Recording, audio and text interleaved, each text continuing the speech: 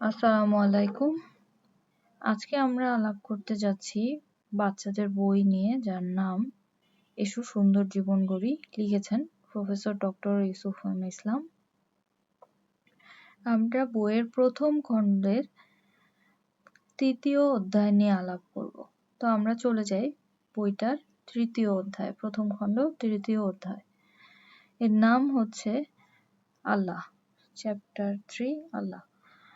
তো বইটা পড়ার একটা নিয়ম রয়েছে, সেটা হচ্ছে প্রত্যেকটা চ্যাপ্টার এর বাম দিকে থাকবে কিছু এক্সারসাইজ এবং ডান দিকে থাকবে কিছু চিত্র, আয়াত, শর্ট, যে জিনিসগুলো দিয়ে মানে ছোট ছোট কিছু ছবি বা আয়াতের ছবি, এরকম কিছু।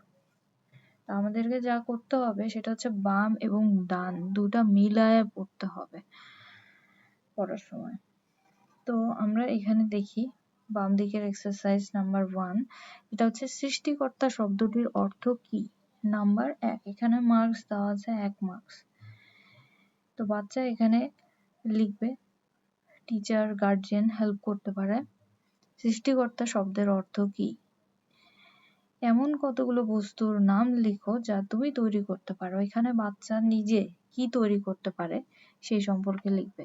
এখানে গার্জিয়ান হেল্প করতে পারে, বাচ্চা নিজের মাথায় যে আছে প্ল্যান পরিকল্পনা অনুযায়ী সে যা বানায়, আসলেই একটা ছোট বাচ্চা হিসেবে সে সেটা লিখতে পারে। এখানে কোনো ভুল ঠিক এরকম কড়াকড়ি কোনো বিষয় নাই। তো এখানে কখনো তুমি জন্মদিনের কার্ড কি তৈরি করেছো? সেটার জন্য মার্কস 1, হ্যাঁ না বলতে পারে। কারোর জন্য জন্মদিনের কার্ড তৈরি করেছো? সেই ব্যক্তি কি তোমাকে ধন্যবাদ দিয়েছিল?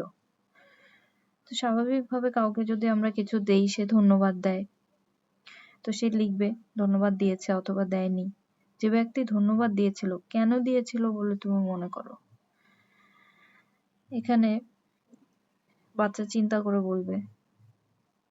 আচ্ছা, তোমার 2 জন বন্ধুর নাম বলো। তোমার 2 জন বন্ধু কি হুবহু একই রকম? তুমি কি অন্যদের মতো হুবহু একই রকম কিনা? মানে তার চেহারা, তার বৈশিষ্ট্য সব কি আরেকজনের সাথে মিলে কিনা? সে যে একটা ইউনিক, অদ্বিতীয় একজন মানুষ, সেটাই এখানে বোঝানোর চেষ্টা করা হচ্ছে তাকে। আচ্ছা, তো আল্লাহ আমাদের প্রত্যেককে সৃষ্টি করেছেন। তিনি আমাদের দৃষ্টি, শ্রবণ, ঘ্রাণ, আস্বাদন, স্পর্শ অনুভব করার শক্তি দিয়েছেন। এছাড়া তিনি আমাদের মাতা পিতা, ভাই বোন, বন্ধু বান্ধব, খাদ্য, ফলমূল ইত্যাদি দিয়েছেন। তো আল্লাহ আমাদের প্রত্যেককে একে অপরের চেয়ে আলাদা ভাবে তৈরি করেছেন, আমাদের প্রত্যেককে অনন্য ভাবে তৈরি করেছেন। এর মানে কি? এর মানে হচ্ছে আল্লাহর কাছে আমরা প্রত্যেকেরই গুরুত্ব আছে। তিনি আমাদের প্রত্যেককে অসীম ধৈর্য, ভালোবাসা, যত্ন সহকারে সৃষ্টি করেছেন। আমরা প্রত্যেকেই এক একজন সুন্দর ব্যক্তি। তো আমরা কিন্তু পাশেই দেখতে পাচ্ছি এরকমই কাছাকাছি আয়াত রয়েছে যে আমাদেরকে কি কি দিয়েছেন, শ্রবণ শক্তি, দৃষ্টিশক্তি, এবং সেই জন্য আমরা কি করি। আচ্ছা, এখন আমরা যাই আর কি বলা আছে। এরপরে ক্লাসে আলোচনা।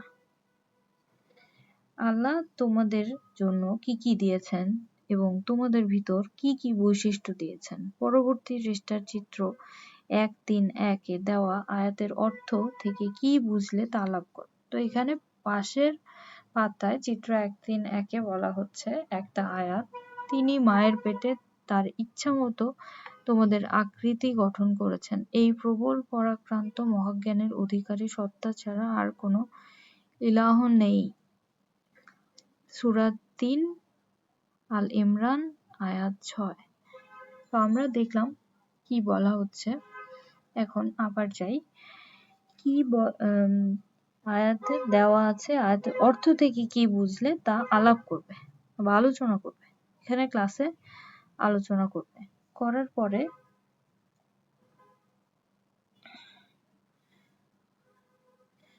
তোমার মধ্যে আল্লাহ যেসব বৈশিষ্ট্য দিয়েছেন তার মধ্যে 6টি নিচে লিখো। তো যেসব বৈশিষ্ট্য বাচ্চা নিজের, সে তা লিখবে। তোমাদের জন্য আল্লাহ যেসব জিনিস তৈরি করেছেন তার মধ্যে 6টি নিচে লেখো। এখন তোমাদের জন্য মানে আল্লাহ যা যা তৈরি করেছেন তার মধ্যে 6টি নিচে লিখতে হবে।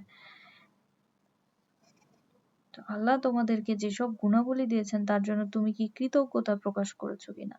বাচ্চা হ্যাঁ বা না উত্তর দিতে পারে। এরপরে বাড়ির কাজ।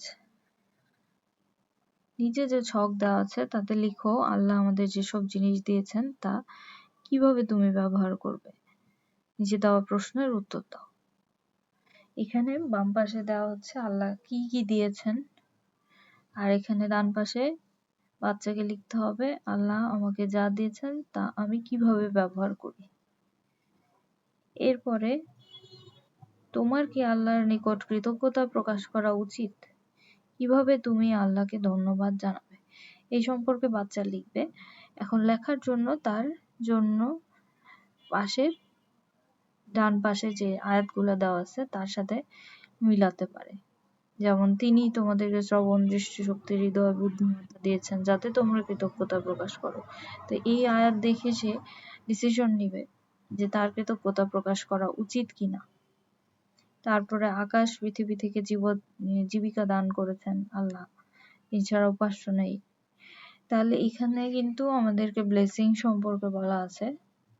টিচার অথবা গার্জিয়ান আয়াতের কোনো শব্দের অর্থ যদি কঠিন লাগে সেটা ক্লিয়ার করে দিতে পারে। তারপর বাচ্চা তার ডিসিশন অনুযায়ী এই শূন্যস্থান তারপরে যে এক্সারসাইজ দেওয়া আছে এগুলো তার নিজের ভাষায় লিখবে। এখানে টিচার এবং গার্জিয়ান যারা থাকবে তাদের কাজ হচ্ছে আয়াত বা কোনো শব্দ যদি বুঝতে কঠিন লাগে সেটা বাচ্চাদের কাছে পরিষ্কার করে দেওয়া। এরপরে সে তার ডিসিশন অনুযায়ী লিখবে এবং টিচার বা গার্জিয়ান মার্কস দিবে। মার্কস দেওয়ার পরে বুঝাই দিতে পারে কেন মার্কস কম পেলো বা কেন বেশি পেলো। এই বিষয়টা সে পাশের অন্যান্য স্টুডেন্টদের সাথে কম্পেয়ার করতে পারে। তো আজকে এই পর্যন্তই। ধন্যবাদ সবাইকে।